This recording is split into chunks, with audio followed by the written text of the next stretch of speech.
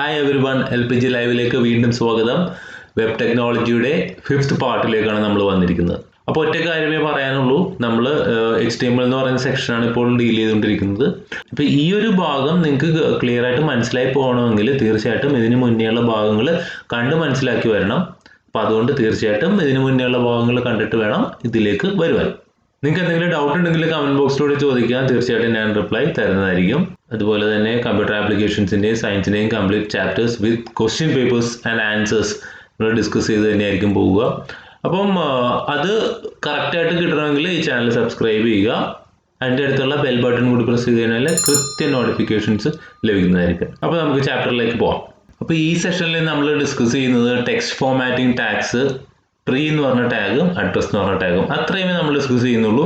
അപ്പം ഒറ്റ കാര്യമുള്ളൂ, നമ്മൾ കണ്ടുപോകുന്നത് അല്ലെങ്കിൽ മനസ്സിലാക്കി പോകുന്ന കാര്യങ്ങൾ കൃത്യം പഠിച്ച് അങ്ങ് മുന്നോട്ട് പോവുകയാണെങ്കിൽ പിന്നെ നമുക്ക് വേറെ ബുദ്ധിമുട്ടൊന്നുമില്ല. അപ്പം അതിന് വേണ്ടിയിട്ട് ഞാൻ വളരെ കുറച്ച് മാത്രമേ ഈ ഒരു സെഷനിൽ ചെയ്യുന്നുള്ളൂ. വിത്ത് പ്രോപ്പർ എക്സാമ്പിൾസ് ആയിരിക്കും തരിക. അപ്പം നിങ്ങളത് കണ്ട് മനസ്സിലാക്കി കഴിഞ്ഞാൽ യാതൊരു ബുദ്ധിമുട്ടുണ്ടാവില്ല.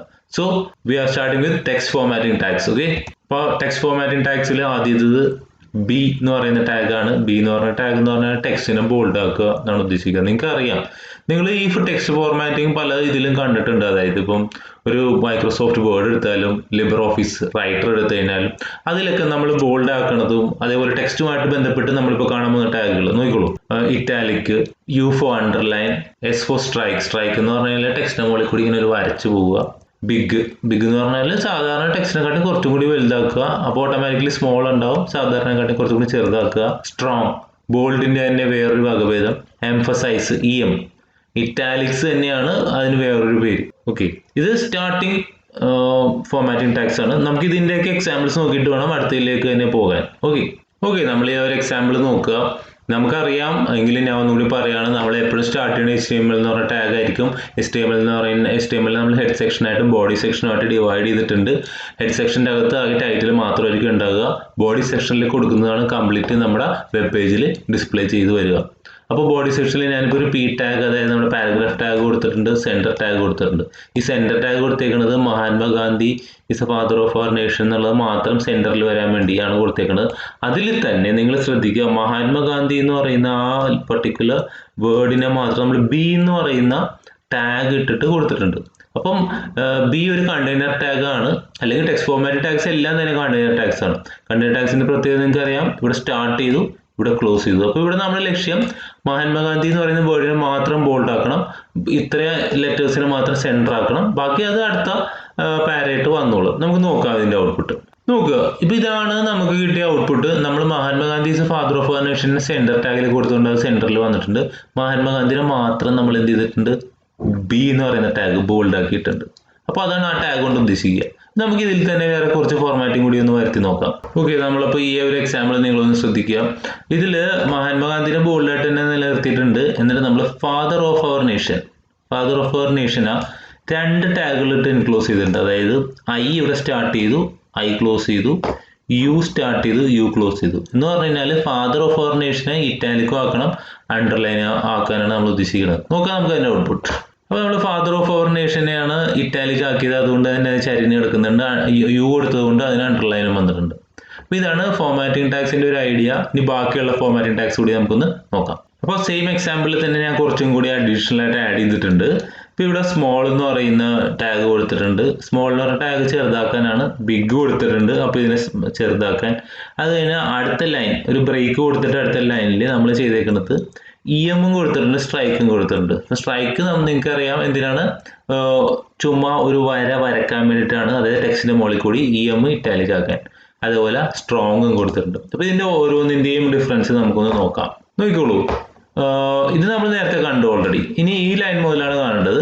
ദ വി ക്യാൻ ഫോർഗീവിനെ നമ്മൾ സ്മോളിലാണ് കൊടുത്തത്, അതുകൊണ്ട് അത് ഇത്തിരി ചെറുതായി, സാധാരണ ടെക്സ്റ്റിനെക്കാട്ടിയും കുറച്ച് ചെറുതായി. അതേസമയം forgiveness is an attribute of the strong എന്ന് പറയുമ്പോഴത്തേക്കും അതിനെ നമ്മൾ ബിഗിൽ കൊടുത്തു, അതുകൊണ്ട് അത് കുറച്ചും കൂടി വലുതായി. അത് കഴിഞ്ഞുള്ളതില്ല ഒരു ലൈനിനെ നമ്മൾ സ്ട്രൈക്കും കൊടുത്തു ഇഎമ്മും കൊടുത്തു. ഇഎമ്മിന്റെ പ്രത്യേകത നമ്മുടെ ഇറ്റാലിക്സിന്റെ ആദ്യ എഫക്റ്റ് ആണ്. സ്ട്രൈക്ക് എന്ന് പറഞ്ഞു കഴിഞ്ഞാൽ ഇതിന്റെ മുകളിൽ കൂടി ഇങ്ങനെ വരക്കുന്നതാണ്. Learn as if you were to live forever എന്ന് പറയുന്നതിന് നമ്മൾ സ്ട്രോങ് എന്ന് പറയുന്ന ടാഗിൽ കൊടുത്തു. നിങ്ങൾക്ക് അതൊന്നും കൂടി കാണണമെങ്കിൽ ജസ്റ്റ് ഒന്ന് നോക്കുക. ലേൺ സ്ട്രോങ്ങിൽ കൊടുത്തു, ഇത് ഇഎമ്മിൽ കൊടുത്തു. അപ്പോൾ അതിന്റെ ഔട്ട്പുട്ട് എന്ന് പറഞ്ഞു കഴിഞ്ഞാൽ ഇങ്ങനെയാണ് ഇരിക്കുക. അപ്പം ഇത്രയും ടാഗ്സ് ക്ലിയർ ആയി കാണുമെന്ന് വിചാരിക്കുന്നു. അപ്പോൾ ടെക്സ്റ്റ് ഫോർമാറ്റിംഗ് ടാഗ്സ് കണ്ടിന്യൂ ചെയ്യുന്നു. Next two SUB and SUP, അത് രണ്ട് ടാഗ് ആണെങ്കിലും അത് ഓൾമോസ്റ്റ് ഒരേപോലെയൊക്കെ തന്നെയുള്ള ഒരു സംഭവം ആയതുകൊണ്ട് അതിനെ അങ്ങനെ ഒരുമിച്ച് കൊടുത്തിരിക്കുന്നു. അപ്പോൾ ക്വസ്റ്റ്യൻസിലും ചോദിക്കാറുണ്ട്. സബ് എന്ന് പറഞ്ഞാൽ സബ്സ്ക്രിപ്റ്റ് എന്നാണ് ഉദ്ദേശിക്കുക, use to represent subscript. SUP എന്ന് പറഞ്ഞാൽ യൂസ് ടു റെപ്രസെന്റ് സൂപ്പർസ്ക്രിപ്റ്റ്. ഇനി നിങ്ങൾക്ക് സബ്സ്ക്രിപ്റ്റിന്റെ സൂപ്പർസ്ക്രിപ്റ്റിന്റെ ഡിഫറൻസ് കൃത്യമായിട്ട് അറിയില്ലെങ്കിൽ ഇത്ര ഓർത്താൽ മതി.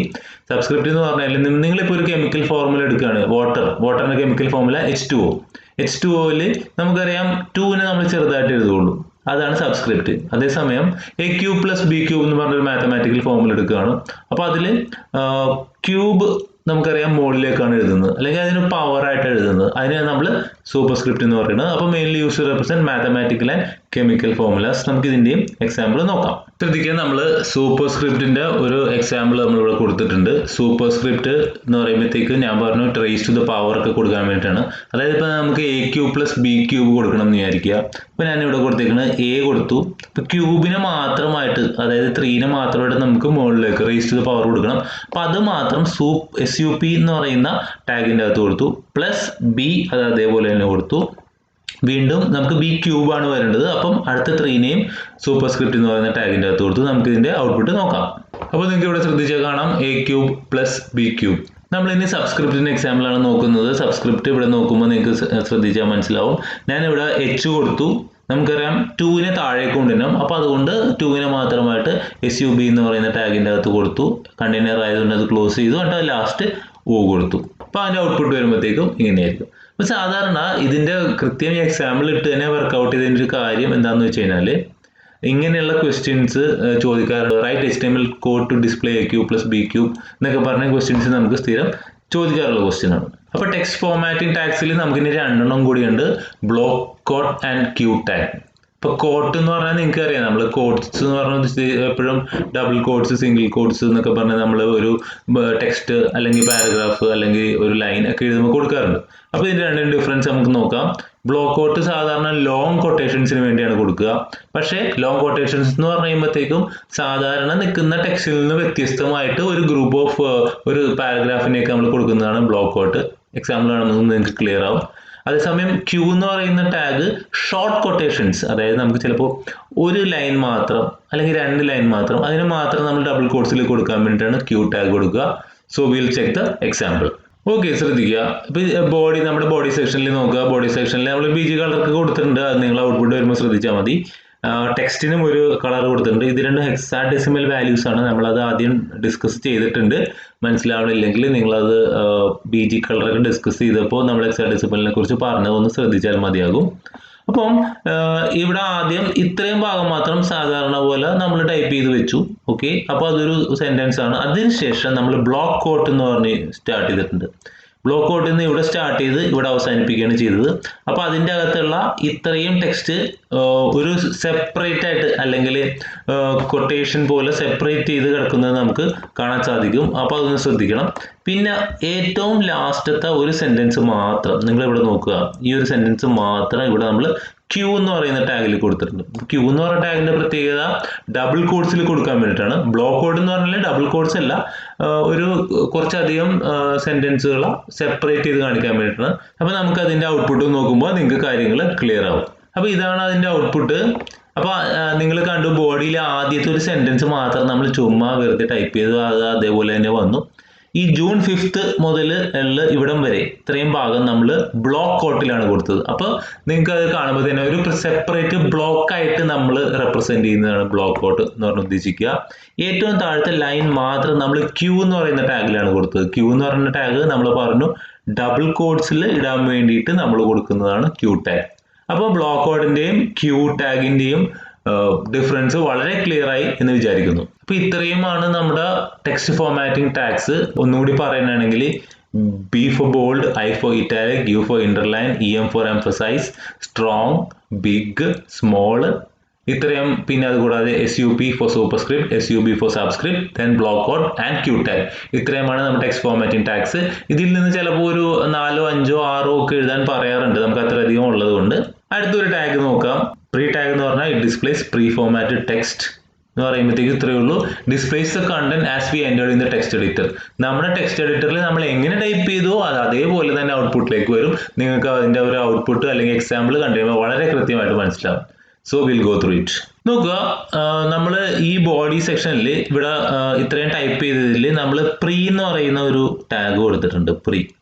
അപ്പോൾ പ്രീ എന്ന് പറയുന്ന ടാഗ് കൊടുത്തിട്ട് നിങ്ങൾ ജസ്റ്റ് ഈ ഒരു നമ്മൾ ടൈപ്പ് ചെയ്തേക്കണ എങ്ങനെയൊക്കെയാണ് നോക്കുക. ഇവിടെ ഡബിൾ കോഡ്സ് കൊടുത്തു. സാധാരണ നമ്മൾ പ്രീ കൊടുത്തില്ലെങ്കിൽ സംഭവിക്കുന്നത് ഷോ ഹെർ യുവർ കെയർ എന്നൊക്കെ പറഞ്ഞ് എഴുതുന്നുണ്ട്. ഇത് സെക്കൻഡ് ലൈനിലേക്ക് പോയിട്ടുണ്ട്, അടുത്ത ലൈനിലേക്ക് പോയിട്ടുണ്ടല്ലോ. അതെല്ലാം ഒരൊറ്റ ലൈനിലായിട്ടായിരിക്കും വരിക. എന്നിട്ട് ആ ലൈൻ തീർന്നു കഴിയുമ്പോൾ മാത്രമേ അടുത്ത ലൈനിലേക്ക് വരുള്ളൂ. ഇതിപ്പോൾ എനിക്ക് കൊടുത്തേക്കുന്നത് എങ്ങനെയാണെന്നൊന്ന് പ്രത്യേകം ശ്രദ്ധിക്കുക. ഇതിൽ കിടക്കണതൊക്കെ ഇതിൻ്റെ അകത്ത് കിടക്കണ എങ്ങനെയാണെന്നൊന്ന് പ്രത്യേകം ശ്രദ്ധിക്കുക. എന്നിട്ട് നമുക്ക് അതിൻ്റെ ഔട്ട്പുട്ട് നോക്കാം. നോക്കിയേ, നിങ്ങൾ ഔട്ട്പുട്ട് നോക്കിയേ. നമ്മൾ ആ ടെക്സ്റ്റിൽ എഡിറ്ററിൽ എങ്ങനെയാണോ കിടന്നുവെച്ചത്, നമ്മൾ ഇവിടം വരെ വന്നു, ഇവിടെ ആ ലൈൻ ഇവിടെ അവസാനിച്ചു, അടുത്ത ലൈനിലേക്ക് പോയി കുറെ ഫുൾ സ്റ്റോപ്പുകൾ ഇവിടെ അവസാനിച്ചു. അപ്പൊ പ്രീ എന്ന് പറയുന്ന ടാഗ് നമുക്ക് എങ്ങനെയാണോ നമ്മുടെ എഡിറ്ററിൽ കിടക്കുന്നത് അത് അതേപടി നമ്മുടെ ബ്രൗസറിലേക്ക് വരാൻ വേണ്ടി യൂസ് ചെയ്യുന്നതാണ്. അടുത്തത് അഡ്രസ് എന്ന് പറയുന്ന ടാഗാണ്. അഡ്രസ് എന്ന് പറയുന്ന ടാഗ് കേൾക്കുമ്പോൾ തന്നെ നിങ്ങൾക്ക് ഏകദേശം മനസ്സിലാവും. അതായത് ശരിക്കും നമ്മളൊരു വെബ് പേജ് ക്രിയേറ്റ് ചെയ്യുമ്പോൾ അല്ലെങ്കിൽ വെബ്സൈറ്റ് ക്രിയേറ്റ് ചെയ്യുമ്പോൾ ആ പർട്ടിക്കുലർ വെബ്സൈറ്റിൻ്റെ ഓണറിൻ്റെ അല്ലെങ്കിൽ ഓതറിൻ്റെ ഡീറ്റെയിൽസ് താഴെ ഒരു അഡ്രസ്സ് പോലെ കൊടുക്കാൻ വേണ്ടി നമ്മൾ യൂസ് ചെയ്യുന്നതാണ് അഡ്രസ് ടാഗ്. അപ്പോൾ അതിൻ്റെ അകത്ത് നമുക്ക് സാധാരണ നമ്മൾ കൊടുക്കുന്നത് ഓതറിൻ്റെ പേര്, ഫോൺ നമ്പർ, ഇമെയിൽ അഡ്രസ്സ് ഇങ്ങനെയുള്ള കാര്യങ്ങളായിരിക്കും അതിൽ കൊടുക്കുക. ഇതിൽ വലിയ പ്രത്യേകിച്ച് പ്രസക്തിയൊന്നുമില്ല. ലൈക്ക് അഡ്രസ് എന്ന് പറഞ്ഞ ടാഗ് യൂസ് ചെയ്യാതെയും നമുക്ക് കൊടുക്കാം. ബട്ട് അഡ്രസ് എന്ന് പറഞ്ഞ ടാഗ് എക്സ്ക്ലൂസീവ്ലി ഇതിനു വേണ്ടി നമ്മൾ യൂസ് ചെയ്യുന്നുണ്ട്. ചിലപ്പം ഒരു പോസ്റ്റൽ അഡ്രസ്സ് ഡിസ്ക്രൈബ് ചെയ്യാൻ വേണ്ടിയിട്ടും നമ്മൾ ഈ അഡ്രസ് എന്ന് പറയുന്ന ടാഗ് കൊടുക്കും. നമുക്ക് ഇതിനൊരു എക്സാമ്പിൾ നോക്കാം. നോക്കുക, ഒരു ബോഡി ടാഗിൻ്റെ അകത്ത് ഞാനിപ്പോൾ ഇത് അഡ്രസ് ടാഗ് കൊടുത്തിട്ടുണ്ട്. അഡ്രസ് ടാഗിൻ്റെ അകത്ത് കൊടുത്തേക്കുന്നത് നമ്മൾ സാധാരണ നമ്മൾ ഒരു അഡ്രസ്സ് തന്നെയാണ്. ഇപ്പോൾ SCERT എന്ന് പറയുന്ന ഓർഗനൈസേഷൻ അല്ലെങ്കിൽ ബിങ്ങിൻ്റെ അഡ്രസ്സാണ് നമ്മളിവിടെ കൊടുത്തേക്കുന്നത്. അത് അഡ്രസ്സ് ഓരോ ലൈനിലായിട്ട് വരാൻ വേണ്ടി BR, ഒരു ലൈൻ കഴിഞ്ഞ് BR കൊടുത്തു, അടുത്ത ലൈൻ കഴിഞ്ഞ് BR, അടുത്ത ലൈൻ കഴിഞ്ഞ് BR, അങ്ങനെ നമ്മൾ കൊടുത്തിട്ടുണ്ട്. അപ്പോൾ എന്നാലേ ആ ഒരു അടുത്ത ലൈനിലേക്ക് വരുള്ളൂ. അല്ലാതെ അഡ്രസ്സിന് വേറെ ഒരു ഫീച്ചറും ഇല്ല. നമുക്ക് ഇതിൻ്റെ ഔട്ട്പുട്ട് നോക്കുമ്പോൾ വളരെ കറക്റ്റായിട്ട് അത് അറിയാൻ സാധിക്കും. ഇങ്ങനെയാണ് അതിൻ്റെ ഔട്ട്പുട്ട് കിടക്കുക. അപ്പം അഡ്രസ്സ് ഇത് ഓരോ ലൈൻ, ഇപ്പോൾ ഈ ഒരു ലൈൻ കഴിഞ്ഞ് ഞാൻ BR കൊടുത്തുകൊണ്ട് ഇത് അടുത്ത ലൈനിലേക്ക് പോയി, ഇത് കഴിഞ്ഞ് BR കൊടുത്തപ്പോൾ അടുത്ത ലൈനിലേക്ക് പോയി. നിങ്ങൾക്കറിയാം BR എന്ന് പറഞ്ഞാൽ ബ്രേക്ക് ദ ലൈനാണ്.